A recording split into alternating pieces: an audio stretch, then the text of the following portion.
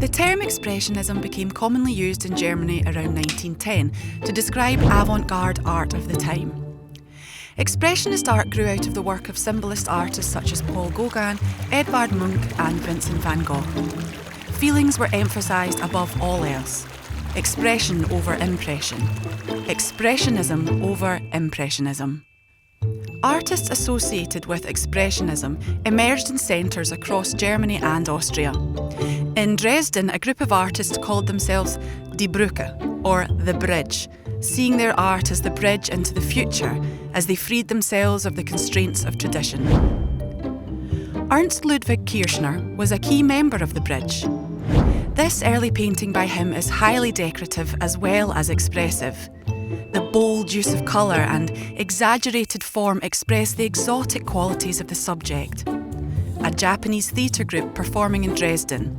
Something new and exotic, escaping from tradition. Emil Nolde, a member of the Bridge for a short while, was a frequent visitor to the Ethnographic Museum in Berlin. This painting looks forward to his trip in 1914 to the South Pacific. The heavy brushstrokes, shadowy figure and use of deep red gives the viewer a sense of foreboding.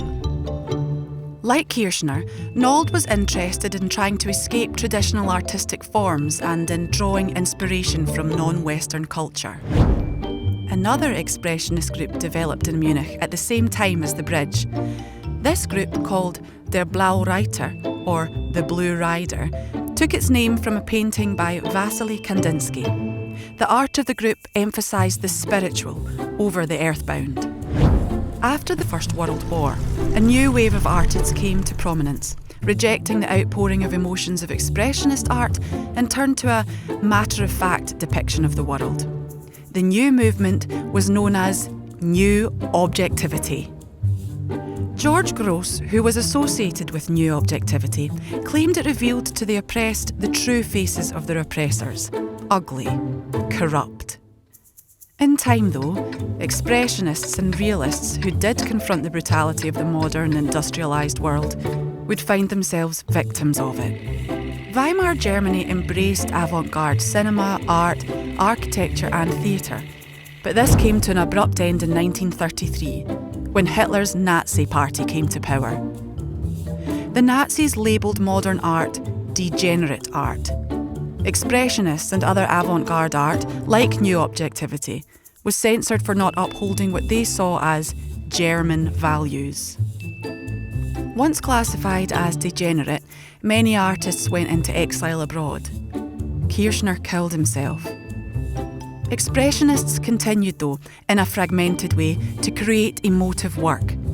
Their influence survived in later art movements like abstract expressionism and neo-expressionism. After the Second World War, Expressionism was rediscovered and reclaimed in Germany as part of its true heritage. In the 1970s and 1980s in Germany, several artists looked back at the Expressionist forerunners and were themselves dubbed neo-expressionists. Georg Baselitz was one such artist. Censorship and persecution couldn't stop the influence of these avant-garde artists. But if art is born from the human spirit, should we really be surprised?